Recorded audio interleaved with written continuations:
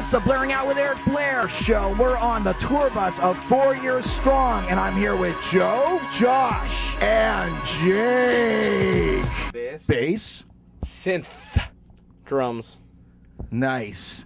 So we got a pretty smoking rhythm section going on here. Yeah. Taste of Chaos tour. I mean, this is probably something that you've been anticipating your entire lives. Tell me about it. Definitely pumped to be here. I mean, everyone except for Thursday on the tour we've toured with before, and should just be a good time hanging out. Expectations for this tour? A bunch of kids, and hopefully they'll be stoked. I guess just try and make some new fans on this one. How did Dan, the man, find you guys and put you guys together to make this amazing band 4 Years Strong? Well, we met Joe through an old guitarist that we went to high school with, and he lived in the same neighborhood as Dan. 2004, 2005. Around that time. And then found this guy here a couple years later to add to the keyboards after a line of those. We all got kicked out or quit, whichever happened. We all live, or used to live, almost in the same neighborhood. So yeah, we all live really close to each other. So I've been friends with Alan since we were in 3rd grade, and known Dan since junior high. Josh, is this the biggest tour that you've been on? This is my probably 20th tour, so it takes a lot to kind of surprise me these days, but I don't know. Hopefully it'll be cool. All of you guys seem pretty laid back. You don't seem like you're like in the starstruck thing or in the fame thing or wow, hey man, we're rock stars. Do you ever think you'll get? No, I mean seriously, I'm you a guys. fucking loser. Yeah, I'm not cool at all. So, Anyone who thinks I'm cool is just wrong. So you guys are signed to Surrender to Cadence Records, which is owned by Pete Wentz of Fall Out Boy.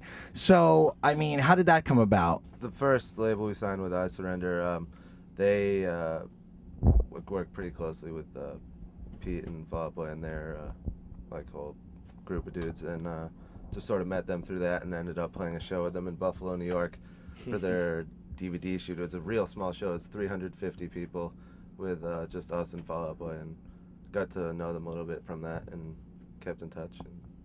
Josh, tell me about the story of you met Pete Wentz. Did you hear about this? Is this is my secret out here? When I met him, I mean I don't even know how far I can go along the story, but I was a little liquored up, we'll say. Had a few too many, and I met him, but I have no recollection of it, and I was being a belligerent maniac. I was doing some terrible things to people, and was urinating on the side of this car when I called them because I couldn't figure out where I was.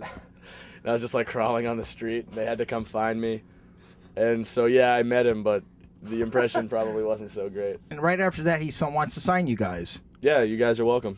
You're welcome for that. I just create this magical aura every time I drink beer. It's the magical urine. Yeah. It's just, that. I'm pissing out pixie dust. How do you separate what would be a groupie and a fan while you're on tour? If they're wearing high heels, then they're not there to see your band. Yeah, true. True. If you're wearing high heels, you're not going to a 4 Year Strong. If they're wearing little mini skirts and high heels, then they're not. Although there to see your band at all. we're not deterring that. Please. Please wear high heels and mini skirts. Sexually. But I like our band at the same time, I guess. Or whatever. I don't know. Or whatever. If just you're paying to get come to it, the I guess shows it with the really mini doesn't skirts matter. as long as they're mini. Thanks for the money. Joe, Josh, and Jake. J. Crew. Today's Valentine's Day. What would you rather be doing on Valentine's Day than be sitting in this tour bus doing an interview with me? Fucking. Go. Laying with a cool dog and a pretty girl. That's a good one, too. The sand.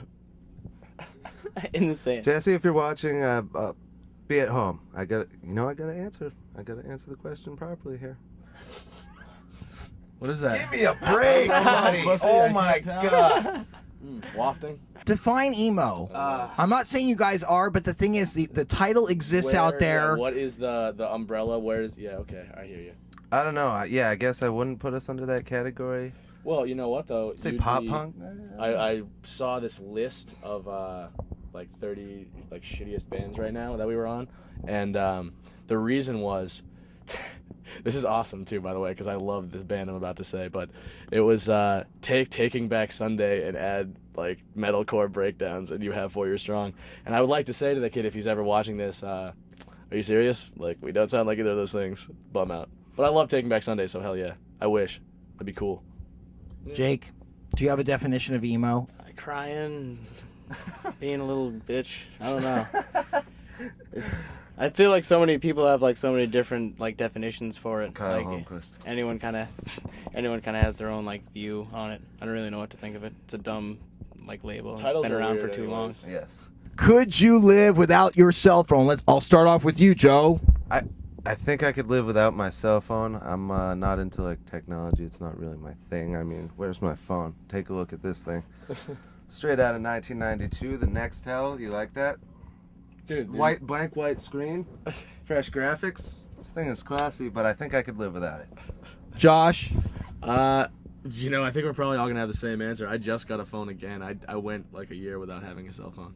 I kind of hate having a cell phone, but now that I have it, I'm like glued to it again. But one of these days I'm gonna snap, throw it out, and just call my mom from a payphone and be like, Mom, I'm coming home. Yeah. Jake. I definitely could live without my cell phone. Whenever we go like overseas or anything, I don't have it. And I usually enjoy it better because I don't have anyone bothering me. I don't have to talk to anyone if I don't want to. If I want to talk to someone, I'll just go talk to them and face to face. It's usually better. Josh, what inspired the song "Men Are From Mars"? Even though did Dan write it? Yes, but you know what? I'll answer for Dan. That song is about Dan's love for Alan and how cute he thinks he is and how much he could never say it to his face. So men are from Mars, women are from hell. It means, if you read between the lines, it's, Alan, I really, really, really think you're cute. Love, Dan. Yeah! One of the definitions of your music on MySpace is shoegaze. And when I read it, I was like, who the frig put that on there? And I think it's just standing around looking at your shoes.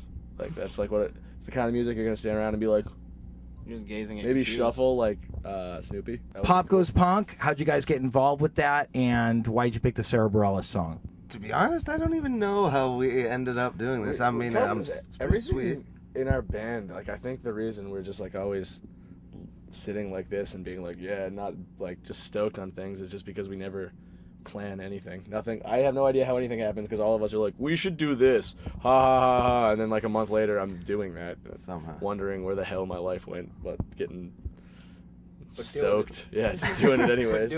But you guys like the song. Yeah, I was happy with the I way actually it came loved out. her song Yeah, it's a originally, great song, anyways. so. Yeah. Josh, tell me about Dan's control over 4 Years Strong. Is it iron grip? Is it a pleasant thing for you guys, or do you feel like rebelling and overthrowing the government? It's pleasant when he like eases it in, but when he just takes things into his hands and just grasps it and it kind of forces it, it doesn't always work out as smoothly. But other than that, I mean, I don't know. It's just really cute that him and Alan sleep in the same bunk every night. That's all I know. Wow, that's heavy, man. Yeah, dude. That's the real root of why we do this, man. I didn't mean to get this real today. Is Alan near us? Obviously. Joe, can you see Alan? No. Damn. You live next to him. You can tell the story I'm better. not next to him. Across the street. Sorry. Well, I guess it was when he was a really little kid. I guess he watched some movie where some kid like made it look like he was hanging himself, but he wasn't really. And he like did it to himself, like from his balcony. And his mom came home and saw him hanging there and thought that he hung himself, obviously, and like freaked out. Obviously, And like didn't think it was very funny. But Was so pissed. And he was like, I'm pretty sure he was like maybe like 7 or 8. He was like really young. Do you think that's why Alan's parents love him so much now? Because They thought they lost him for a minute. Dude, where is this conversation even going? This is like I don't so know. morbid. What are we even They talking only about love him anymore? because they thought they lost him. That's horrible. So Joe, Josh, Jake, what is next for 4 Years Strong? After this tour, we've, I guess, trying to get into the studio and put out another record. We've been needing to do that for a while. So we're gonna get on doing that. This is the Blairing Out with Eric Blair show with Joe, Josh, and Jake. The J Crew behind 4 Years Strong. Signing off. That's right. The Blairing Out Show.